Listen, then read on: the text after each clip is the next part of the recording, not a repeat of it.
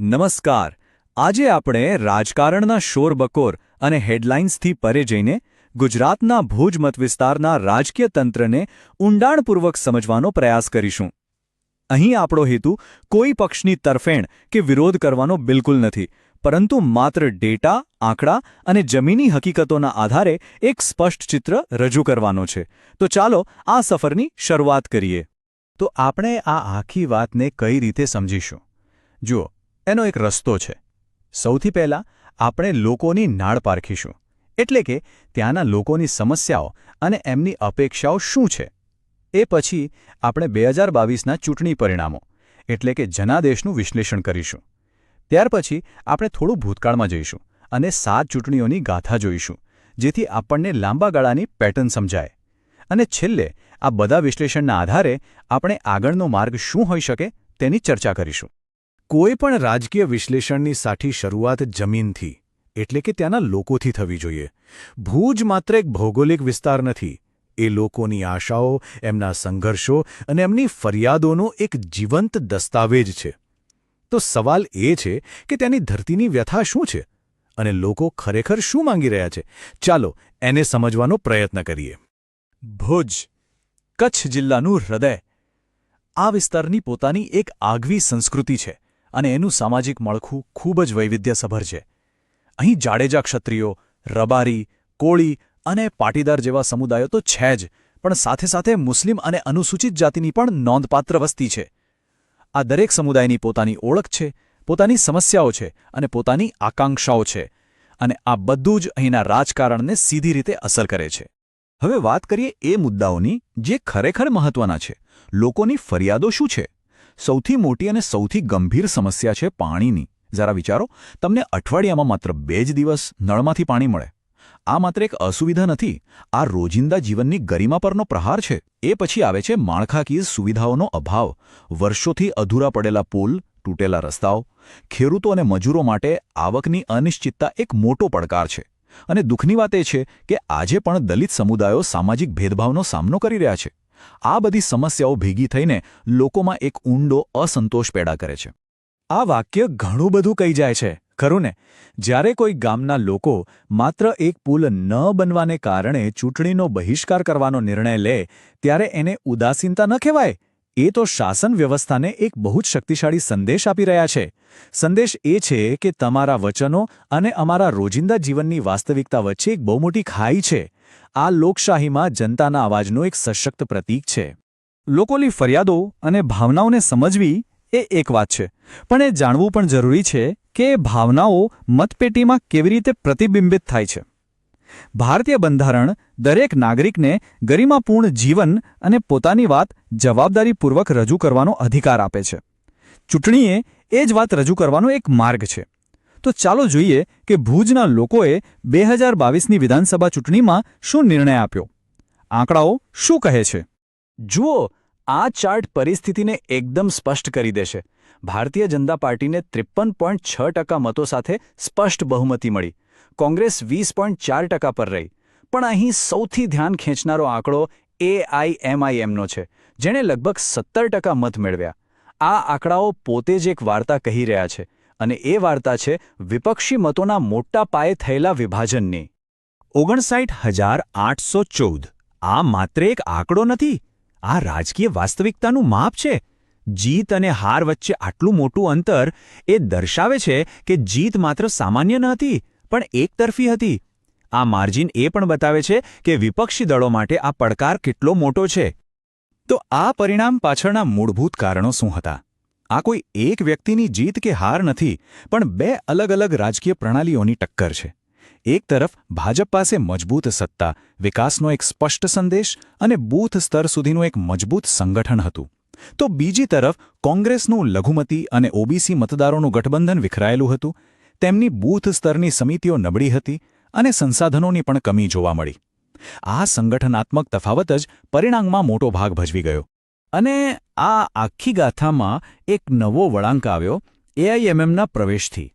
આ એક ઉત્તમ ઉદાહરણ છે કે કેવી રીતે ત્રિપાંખીયો જંગ ચૂંટણીના સમીકરણોને સંપૂર્ણપણે બદલી શકે છે. આપણી લોકશાહીમાં દરેક પક્ષને ચૂંટણી લડવાનો અને પોતાના વિચારો રજૂ કરવાનો અધિકાર છે. અને આખરી નિર્ણય તો મતદારો જ લે છે. એક જાણકાર નાગરિક તરીકે આ રાજકીય ગતિશીલતાને સમજવી ખૂબ જ મહત્વપૂર્ણ છે. વર્તમાનને સારી રીતે સમજવા માટે ભૂતકાળ પર એક નજર નાખવી હંમેશા જરૂરી હોય છે. ભુજનું રાજકીય ચિત્ર માત્ર 2022માં જ નથી ઘડાયું. ચાલો પાછલા લગભગ 3 દાયકાની 7 ચૂંટણીઓ પર નજર કરીએ અને તેમાંથી જે પેટર્ન ઉભરી રહી છે તેને ઓળખવાનો પ્રયાસ કરીએ. આ ટેબલ ભુજની રાજકીય ગાથા જાણે કે પોતે જ કહી રહ્યું છે. 1995થી ભાજપનો દબદબો સ્પષ્ટપણે દેખાય છે.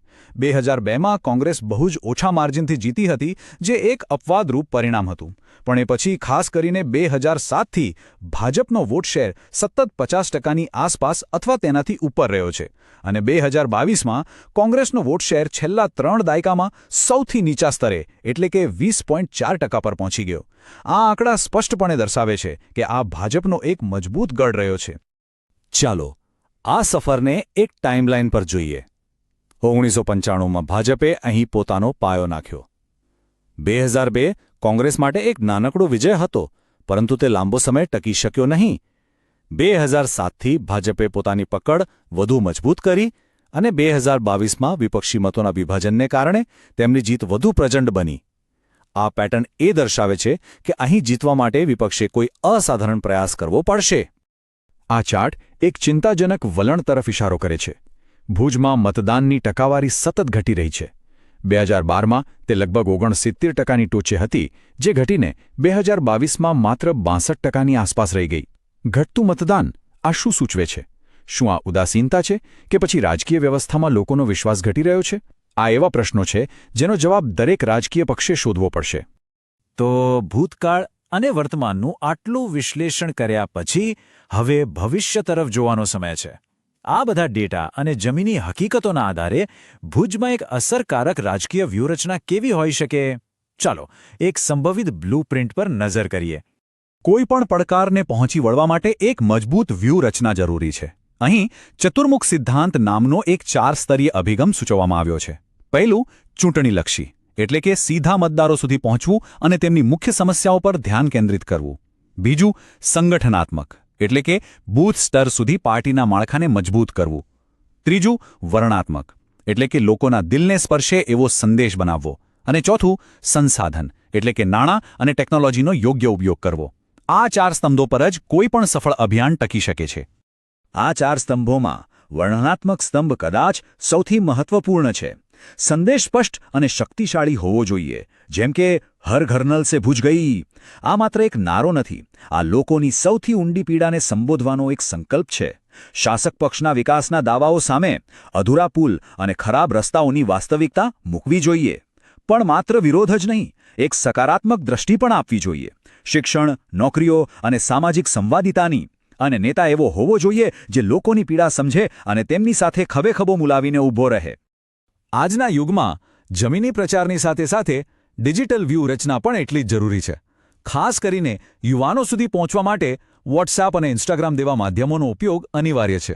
પણ અહીં એક વાત યાદ રાખવી ખૂબ જરૂરી છે. ડિજિટલ પ્રચાર જવાબદારીપૂર્વક થવું જોઈએ. ભારતના DPDP કાયદા હેઠળ લોકોના ડેટા અને તેમની ગોપનીયતાનું સન્માન કરવું એ માત્ર કાયદાકીય જ નહીં પણ નૈતિક ફરજ પણ છે. ફેક્ટ ચેકિંગ ટીમો દ્વારા સત્યને લોકો સુધી પહોંચાડવું એ આ વિશ્વાસ બનાવવાની ચાવી છે. તો આ સંપૂર્ણ વિશ્લેષણ પછી આપણે આખરી અને સૌથી મોટા પ્રશ્ન પર આવીએ છીએ. શું ખરેખર જમીની મુદ્દાઓ જેમ કે પાણી અને રસ્તા અને બૂથ સ્તરનું મજબૂત સંગઠન, શું આ 2 વસ્તુઓ એક શક્તિશાળી સત્તા અને વિભાજિત વિપક્ષના બેવડા પડકારને પાર કરી શકે છે? આનો જવાબ ભવિષ્યમાં ભુજના મતદારોના હાથમાં છે. રાજકારણ આખરે લોકોની સમસ્યાઓ ઉકેલવા માટેનું એક સાધન છે. જે પક્ષ આ મૂળભૂત સત્યને સમજીને કામ કરશે, ભવિષ્ય તેનું જ હશે. જો તમે જનકેન્દ્રિત નેતા બનવા માંગતા હો અને તમારા મતવિસ્તારનો ઉત્કર્ષ કરવા માંગતા હો, તો blueprintstrategies.ai પર mgr@blueprintstrategies.ai પર સંપર્ક કરો અથવા 08042041602 પર કોલ કરો. રાજનીતિથી પરનો ઉદ્દેશ્ય.